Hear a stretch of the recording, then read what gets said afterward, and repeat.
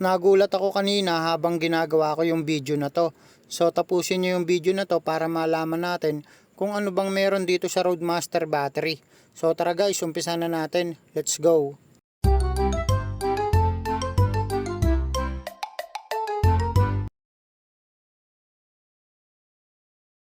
Pakita ko lang muna sa inyo guys yung packaging niya. So ito yung box niya, maintenance free DIN 66H. Yung DIN 66H, yan po yung battery type o yung size ng battery. Tapos ito may nakalagay ECT technology. So hindi natin alam yung ibig sabihin niyan, i-google na lang natin guys. So ito guys, ginoogle ko na rin, post nyo na lang para mabasa nyong mabuti. Ito nga palang battery na DIN 66H, special type siya, yung mababa, yung parang nakalubog yung battery terminal. Usually nakakabit yan sa mga bagong sasakyan na Toyota Fortuner, Toyota Innova, Toyota Hilux, tsaka sa mga D-Max na bago. Actually marami na ngayong mga bagong sasakyan, puro special type na yung ginagamit. Unbox ko na yung battery na to para maipakita ko sa inyo yung itsura ng battery. So ayan guys, meron siyang ganito na styro para ano siya, for safety ba. So ayan. Actually guys, kanina battery review lang dapat ang gagawin ko dito sa video na to. Pero kinumpara ko kasi siya dun sa Motolite Gold. Halos parehas kasi sila ng itsura. Kaya naging battery comparison na rin tong video na to. Nung kinumpara ko sila, talaga namang nakakagulat. So tapusin nyo yung video na to guys ha, huwag kang aalis. Ayan guys, unbox na natin. So ayan, buhatin natin guys. Pero nung binuhat ko siya, mabigat pala siya guys. Hindi kinaya ng kaliwang kamay ko. So etong kanang kamay ko, mahirap din tanggalin kaya binaba ko muna yung cellphone. Yaan nyo lang muna akong mag vlog guys. Kasi para nang sa ganon, dumami yung watch hour natin dito sa YouTube. So ayan guys, tinatanggal ko na siya. Medyo mahigpit pala kaya inipit ko siya ng dalawang tuhod ko. So ayan, ilabas ko na din. Ayan guys. So ayun lang guys. Tapos tingnan nyo yung battery, yung itsura, ang ganda. Ayan o. Diba? Kung nakakita na kayo ng Motolite Gold na DIN 66H, halos parehas na ito guys, tingnan nyo. May nakalagay sa kanya 70 LN3 or DIN 66H. Kapag ganitong battery yung ilalagay mo sa sasakyan mo sa mga Fortuner, mas maganda LN3 ang ilalagay nyo or DIN 66H. Meron kasi guys dati na DIN 66L. So mas mababa kasi yon. Kumbaga mas upgraded na tong LN3. Kasi sa mga stock po na battery ng Fortuner tsaka sa mga Hilux, LN3 po yung gamit. Or mas kilala sa tawag na DIN 66H, special type. So ito, tinanggal ko muna yung warranty certificate. Ayan, tatabi muna natin guys. Ito guys, meron siya ditong nakalagay na sticker, Roadmaster. Tapos sa ilalim, meron siyang lock. Ayan o, yung pinaka base holder ba. Ayan, tapos meron lang siyang mga ganyan-ganyan sa gilid.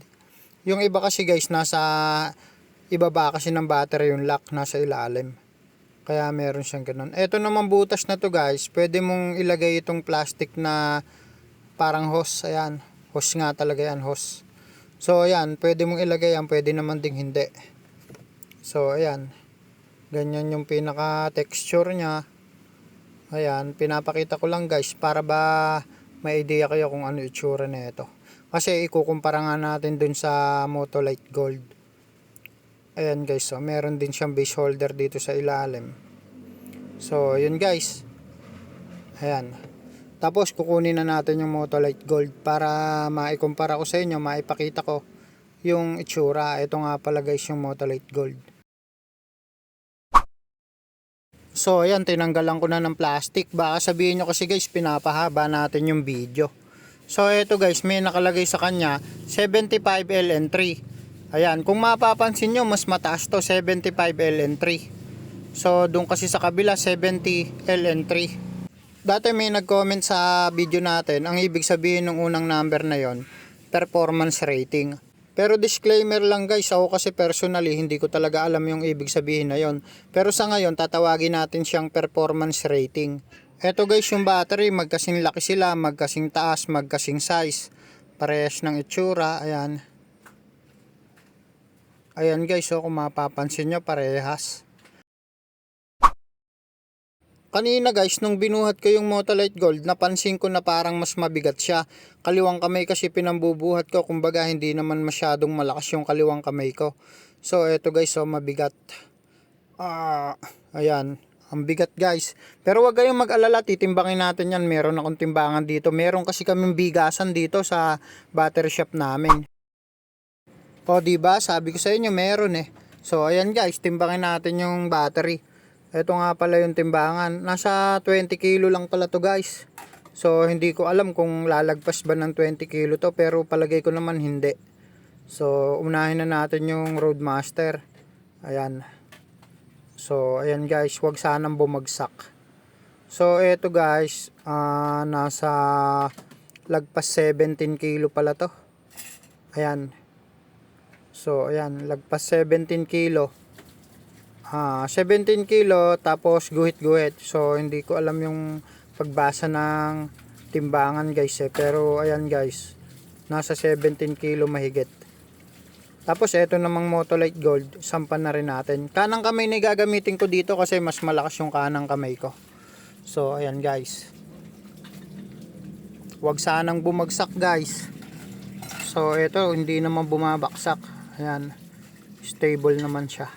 So eto guys, nasa 18 kilo naman mahigit.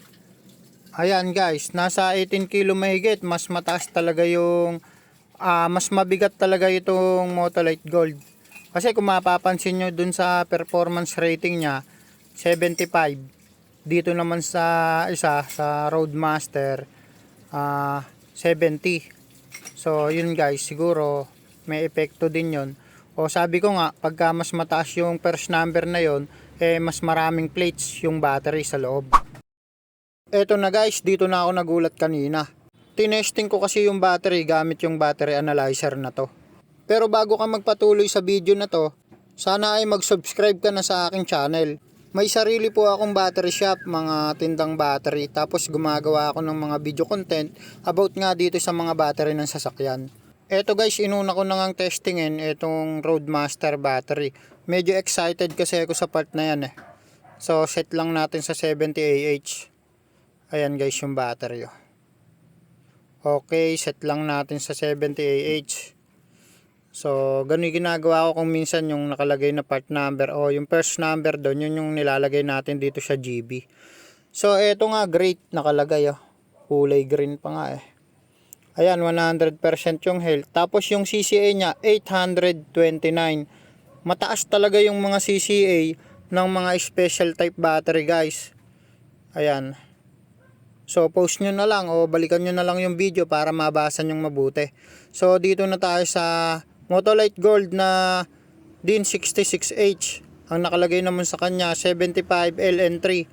So madali lang tong gamiting tester na to. Tatap nyo lang sa positive and negative terminal. So ayan guys, okay lang natin. Tapos syempre kung ano yung settings nung kanina, dyan din tayo magbabase. So ayan, testing.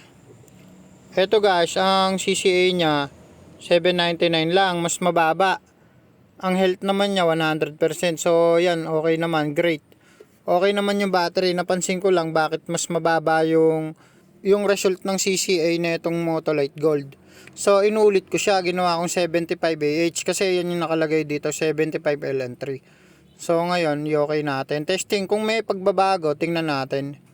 So eto guys, wala pa rin pagbabago, ganun pa rin actual CCA nya, 799. Pero bandang huli, naalaman ko rin kung bakit nga ba ganun. So share ko sa inyo guys. Ngayon guys, meron pa akong isang battery tester dito, battery analyzer din siya.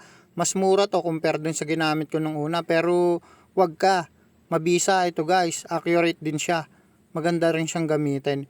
So share ko sa inyo guys kung paano to gamitin. Ayan, tinap ko lang kanina sa positive and negative. Tapos ayan, dyan tayo sa standard. Okay natin. Ngayon lipat natin dito sa EN.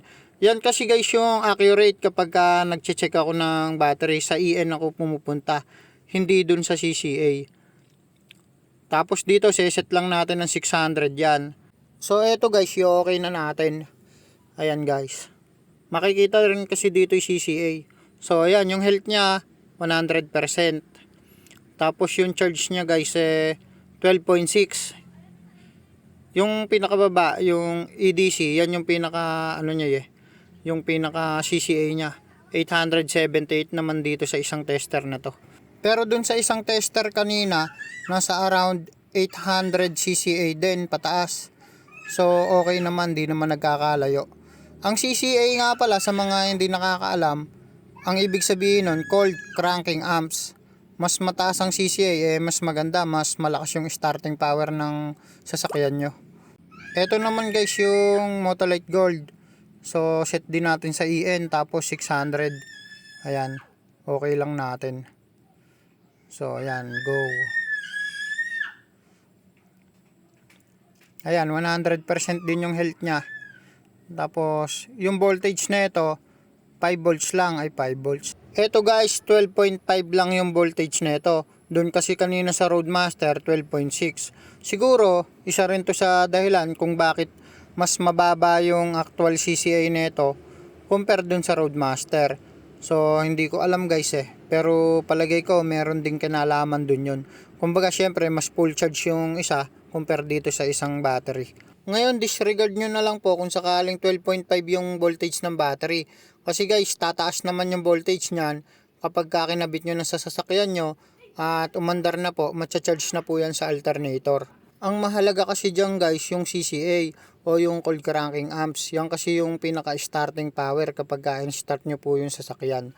Kasi guys, kung mapapansin nyo yung ibang battery ng mga Serana, di ba nasa voltage 12.9, 12.8, pero hindi na makapagpa-andar ng sasakyan. Kasi nga po, mababa na po yung CCA o yung cold cranking amps. So ayun lang guys, gusto ko lang magpasalamat sa mga tumapos ng video na to. Kung solid followers kita, dito ko na bumili sa aking battery shop. Meron tayong big discount kapag subscriber, syempre. So ito guys, first time kong gagawin. Meron kasi tayong subscriber na dumayo pa dito sa atin para bumili ng battery niya. So shoutout kay sir, maraming salamat po sa tiwala. Para dun sa mga nagtatanong kung saan located yung shop ko, dito po ako sa Cabiao, Nueva Ecija po. Hanapin nyo lang po dito sa Cabiao, Enteng Battery Center. Kilala po ako dito, ako nga pala si Enteng. So ayun lang guys, maraming salamat po sa mga tumapos ng video. Ingat po kayo, bye bye, God bless.